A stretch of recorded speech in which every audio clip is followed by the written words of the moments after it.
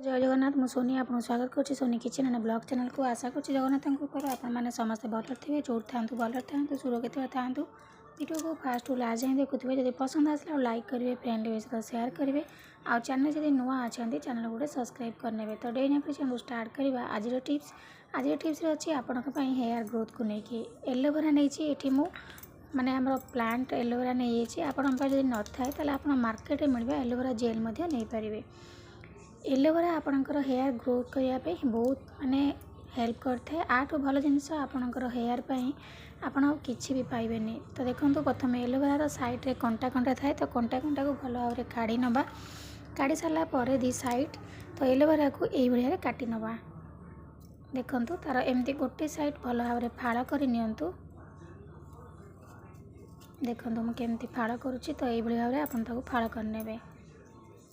ये गोटे natural remedy आप यही भाव में धीरे धीरे करके करेंगे तार जेलटा बहुत बढ़िया से बाहरी आसो बिल्कुल भी खंड बाहर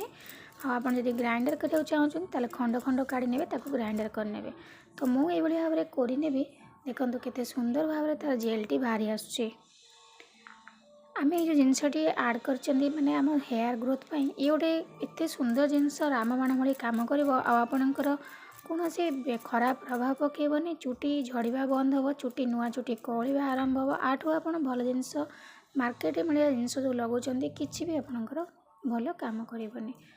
अଯଥା चुटी आपणकर आहुरी नष्ट हो। तो देखंतु एलोवेरा को भल भाव में एमती जेल काढ़ी नौची आपणकर चुटी को जी दरकार हो आपड़ से नहीं जी जब न आपण पाखे ना प्लांट एलोवेरा ताले आपण मार्केट मिलवा जेल आनीपारे। तो aloe vera vitamin A vitamin C and vitamin E तीनटा जाक जिनस भरपूर मात्रा अच्छी मैग्नीशियम मिनरल्स जिंक तो पूरा बहुत परिमाण अच्छी जोटा कि आपणकर चुटी को ग्रो करने हेल्प करिवो। एलोवेरा रे anti inflammatory and anti fungals property अच्छी जोटा कि आपणकर डैंड्रफ को दूर करिवो चुटी मूल जदि आपणकर मुंड कुंडई होची कुंडे हवा बंद हो। तो देखो यही भाव में आपणकर चुटी को जी दरकार अच्छे से एलोवेरा जेल नहीं जातु आधे आम अलग जिनस सब आड करना ठीक अच्छे। देखो ये मुझे काढ़ी नहीं गली एलोवेरा जेल तापर देखो नेक्स्ट जिनस ये मुझे एलोवेरा रे मिसाइवाई दही कड़ दही रे आपणकर protein calcium and lactic acid अच्छी जोटा कि आपणकर हेयर को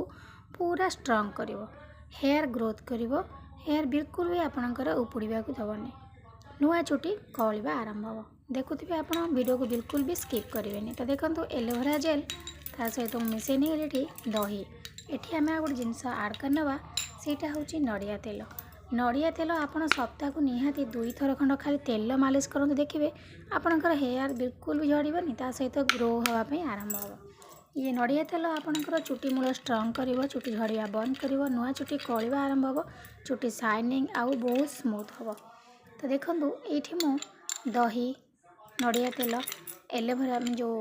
एलोवेरा भल भाव में मिसई नहीं गली आपन भल भाव में मिसई नियंतु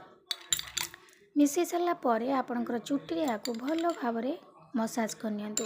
चुटी मूल रे भल भाव में मसाज करेंगे जोटा कि आपणकर मूलटा हूँ बेसी इंपोर्टेंट लेंथ अपेक्षा चुटी मूल जदि मसाजटा करेंगे आपणकर चुटी मूल स्ट्रॉन्ग हम आ चुटी आपणकर कौन हम ना बिल्कुल भी उपुड़बनी आ नुआ चुटी कलिवा आरंभ हो। तो आपन पूरा टोटाल भल भाव आगे मूल लगेबे तापर बड़का हेले आपणकर लेंथ लगातु देखिए आपणकर चुटी पूरा शाइनिंग हम सिल्की भाया दिशो आ चुटी आपणकर झड़वा पूरा बंद हो बिल्कुल भी आपणकर चुटी आउ झड़ब ना नुआ चुटी कलिवा आरंभ हो। तो आशा करछि आज वीडियो आपन को पसंद आदि पसंद आए गोटे लाइक करेंगे फ्रेंड सहित सेयार करेंगे सप्ताह करे अति कम 2 थर लगातु जदि आपन को ठंडा धरुची समय अभाव अच्छी ताले थरे निश्चित भाव में आपको ट्राए करूँ देखिए आपणकर चुटीर अवस्था केमिति माने केमिति परिवर्तन आप निजे ही जानीपारे चुटी बिल्कुल भी उपुड़बनी ता सहित चिपचिपा रही चुटी पूरा शाइनिंग कर बहुत बढ़िया लगे आपणकर चुटी डैंड्रफ थी डैंड्रफ बंद हो कुंडे होते चुटी मूल इन्फेक्शन हो इन्फेक्शन बंद हो ଚୁଟି ଯଦି ଝଡ଼ୁଥାଏ ବହୁତ ମାତ୍ରାରେ ଝଡ଼ିବା ବନ୍ଦ ହେଇଯିବ, ନୂଆ ଚୁଟି କଅଁଳିବା ଆରମ୍ଭ ହେବ। ତ ବାହାରର ମାର୍କେଟ ମିଳିଆ ଜିନିଷ ଆପଣ କ'ଣ ପାଇଁ ଲଗାଇବେ? ଚୁଟି ଆପଣଙ୍କର ଅଯଥା ନଷ୍ଟ ହେବ। ତ ସେଥିପାଇଁ ଆପଣ ଘରୋଇ ଜିନିଷ ଲଗାନ୍ତୁ, ନ୍ୟାଚୁରାଲ୍ ଜିନିଷ, ଯେଉଁଟାକି କୌଣସି ଖରାପ ପ୍ରଭାବ ପଡ଼ିବନି ଆପଣଙ୍କ ଚୁଟିରେ।